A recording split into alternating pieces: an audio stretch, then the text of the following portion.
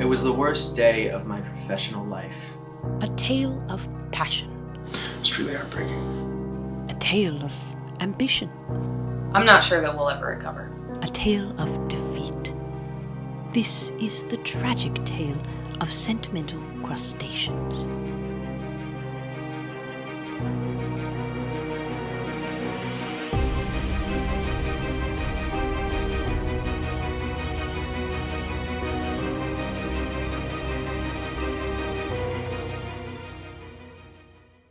Today's story is of Gorilla Gang Productions, an independent film company located in Bellingham, Washington. Run by a small group of eager creatives, Gorilla Gang Productions focuses on producing narrative short films for their really cool YouTube channel. Yet, it is not easy finding new ideas for potential projects.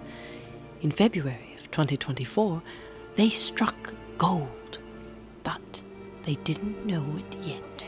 So I read in the paper, the Bellingham Herald actually, that there had been a whale that washed up back in February, a fin whale. How often can you source a dead whale for a film?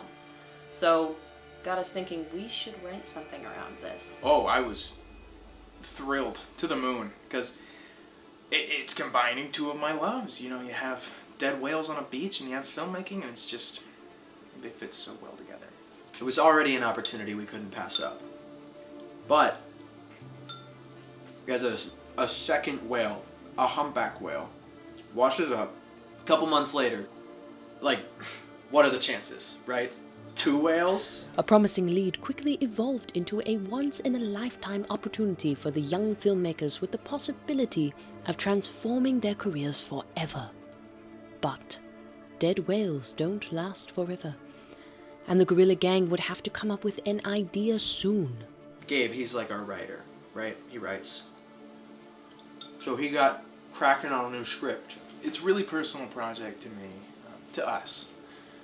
It's just a film about 3 friends having a conversation about life, death, past, present, future, and their place in all of it. We knew that we wanted to make a film that centered around our friendship, kind of tried to channel some of the heavy emotions that we've been feeling over the last year into that. We don't often get the chance to just come down to earth and have a nice conversation. So the inspiration for this film really just was, even in the silliest moments, being close with each other, being honest. That's what it's about. It's about these crabs, right? They're eating a dead whale. It's hilarious. It's so funny, because it's not real crabs, it's just us dressed like crabs, and then we like talk about it. Meant a lot to us. Really meant a lot to us. The film to put Gorilla Gang Productions on the map was to be called Sentimental Crustaceans. And with the script nearly done, all that remained was figuring out how to accomplish this monumental feat. We found that it was going to be very difficult to train live crabs to be our performers. We went with my idea of being hyper-realistic crab costumes. I think these costumes were probably some of our most advanced yet. The film was ready for shooting, but there was another problem. The whales had washed up in Oregon, over 6 hours away from Bellingham via car. To add to their troubles, the earliest the crew could film was a weekend in late July, nearly 5 months after the appearance of the first whale. And there was no guarantee it would remain. The second whale, however, had washed up less than 2 months prior. While the chances were lower, it was possible their star would remain. There was a small part of me worried that the whale wasn't going to be there, but at least one of them had to be there. And even if it was a skeleton, we could work with that. It would be fine. They were not backing down, so when the time came, the filmmakers made the long drive down to Seaside, Oregon, the base of operations for the shoot. After a day of sightseeing in Portland and a chance encounter with the 37th president, it was finally time to make this incredible film a reality. Alright, so we'd been camping in a spot nearby, down in Oregon. We spent the weekend. And then Sunday we ventured out to the beaches and started our search. I had sourced the coordinates off of Reddit, but it had been posted like days and days and days, like hundreds of days before. I think 100 days before. So we get to the first beach. It's great. We can drive on it. We're cruising down the coast there. There was this electricity in the car. We were all just so excited for what was lying there. Oh, you could feel it. You could cut it with a knife, but I didn't have one. We're having a good time. I'm hanging halfway out the window. We're swerving around. Gabe's driving like a madman. I'm scared I'm gonna f***ing fall out. Just jamming out to some music, trying to enjoy the scenery, making light of the situation because we weren't seeing anything. And finally we got down to the edge of the beach, which were past the coordinates, and there was no whale. Honestly, I wasn't expecting to see a whale this first beach. It had been since February. This was July, which is like at least 3 months. So, you know, it wasn't a huge surprise when we didn't find anything. It's a little unsettling. Despite the disappointment, they pushed forth. They knew it was unlikely this whale would remain after 5 months, so their hopes stayed focused on the future. The crew headed to the next beach and the second, more promising whale. This whale had washed up much more recently. We got out of there and we went to the second beach. This was a bit further. And when we got there, we couldn't drive onto the beach. So we had to get our asses out the car, load up all our equipment, and walk it. Trying to get all of this stuff down to the beach safely and comfortably was not the most fun. It was a jaunt. It was a walk out there to this second one. It was a mile down the coast, so it was a good mile walk in the sandy beach. It was tough, but we kept going. We pulled out the binoculars and just kind of scanned the surroundings to see if we could spot anything, and there was a lot of shit on this beach. There were a lot of driftwood logs that had washed up, so it was easy to mistake anything from afar to be a dead whale. There was pieces. There was something out there, and so there was hope that there'd be a skeleton at least. Finally, we compared our location, of which we were standing in, to the newspaper photo that we had for reference. Lined it up. It was pretty perfect where we were standing, and there was nothing to be found. Yeah, there wasn't a whale. Like, we planned this whole trip around finding a whale and filming said whale, making this sedimental crustaceans thing. Then there just wasn't one. So we're sitting there, we're like, what the f*** do we do? I think the realization set in after Gabe had had his breakdown. I remember just collapsing to the ground and yelling at God, why? Why? I didn't get an answer, and I just watched as this entire movie disintegrated in my hand, like sand slipping through my fingers.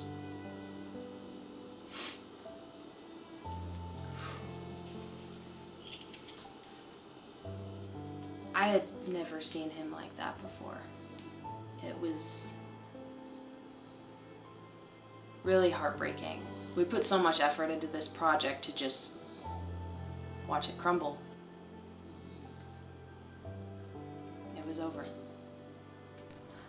Gorilla Gang Productions had reached their lowest point. What hurts the most is that the story's never going to be told. It was me. It was every fiber of my being drained into words on that page, and it all just blew away in the wind. And yeah, Gabe broke down. Amber was just walking off in the distance. But yeah, I was chill. I was so chill. I was like, this is fine, you know. I never felt more anguish in my life. I crumpled. I collapsed. I was defeated. Gabe has been practicing extensive meditation to relieve himself from the stress and trauma that he underwent from this substantial loss. He was very emotionally attached to this project. Tavis has been trying to work through it as best he can. He's been getting better. I don't know, I think this has really reshaped him as a whole. Yeah, I think I'm perfectly fine. Really. honestly, it was really fun. You know? I've never really had that experience before where like something went so horribly, tragically wrong that like it changed me as a person, that like I'll never be the same. Honestly, I didn't even want to film. It was kind of nice that we didn't have to film. It was all for nothing. It's all about the mindset. Because like when bad things happen, you know, you just gotta ignore them. Not ignore them. You gotta mentally reframe. The monumental blow shook them to the core. None of them would be the same again. But what of the future of the company, of their friendship? And most importantly, who is to blame? This movie wasn't meant to be. Simple as that. If it was, there would have been a whale on that beach. And that's what went wrong, really. Is that we wanted whales and we didn't get them. Sorry, were you trying to say something? Who do you think is to blame for Amber. it? I f***ed up. I should have confirmed our sources. I should have driven down to the coast and checked this out myself and confirmed that these whales were really there and not led us on a wild goose chase to nowhere. Going forward, we're going to use what we've learned from this experience. We're going to be a better film company for it. But Amber is getting fired. I think that's fair. It's the right decision to make. Yeah, Amber's to blame. 100%. Like, she was the one who discovered the whales in the first place. And she was the one, like, who had the idea to film something, to drive all the way down there and say, yeah, the whales, they'll still be there. I know it's been a couple months, but, like, of course. I think I wasted everybody's time with this project, and I blame myself daily for what has happened. Well, to me it sounds like they all blame you as well. So I think you're right in feeling that. I guess it was our fault for trusting her, really. And I don't think we'll make that mistake again. As hard as it is to say, I'm happy those whales weren't on that beach. With trials and tribulations, Guerrilla Gang Productions rose from the ashes and conquered their challenges. But there remained a lingering uneasiness. The biggest question on everyone's mind still haunted the enduring group. How does it end?